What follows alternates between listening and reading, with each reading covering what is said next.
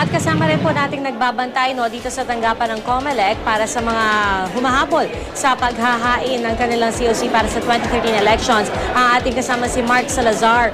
Mark, anong latest doon sa pwesto mo? Pia, ang ibibigay ko munang update sa inyo, yung sa local race naman, congressional race, dahil galing tayo kanina sa COMELEC National Capital Region.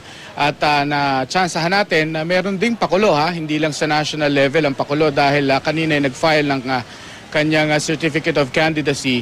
Itong si Benny Abante, na nagnanais tumakbo bilang congressman ng 6th District ng Maynila sa ilalim ng koalisyon at partido ni dating Pangulong Joseph Estrada.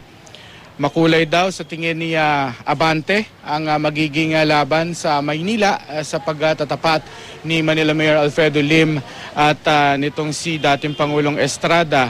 Si Abante ay sumama raw kaya Estrada dahil matagal na raw niya itong kilala at subok niya na raw ang track record nito.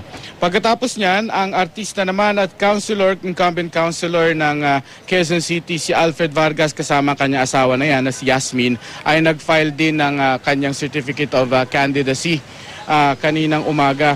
Mas simple naman yung kanyang naging pagfa-file, wala siya masyadong bitbit ng mga supporters. Sa maghapon ito, at least as of the moment, Pia, ay 3 pa lang.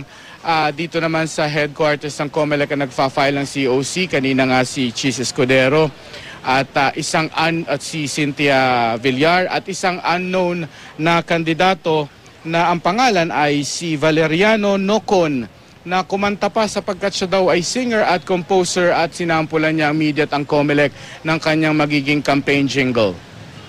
It will go on. Thank you. Because the matter of sin is upon the earth here. The land law here is about my Bill of Rights only, my fighting spirit here. Si Valeriano ay ikatlo sa araw na ito para madagdagan yung 20 nag-file naman ng COC kahapon. Samantala, Pia, dito sa labas ng Palacio del Gobernador ay kanina lamang ay bumabaha ng kulay orange dito na bitbit ng mga supporters ni Cynthia Villar. Pero pag-alis ng kanilang kandidato ay ganun din ang kanilang pag-alis. Kanina maingay dito, Pia, meron pang banda ng ati-atihan na tumutugtog.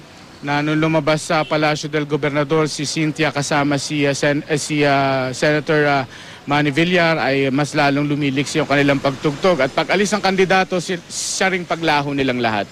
Pia. Maraming salamat, Mark Salazar.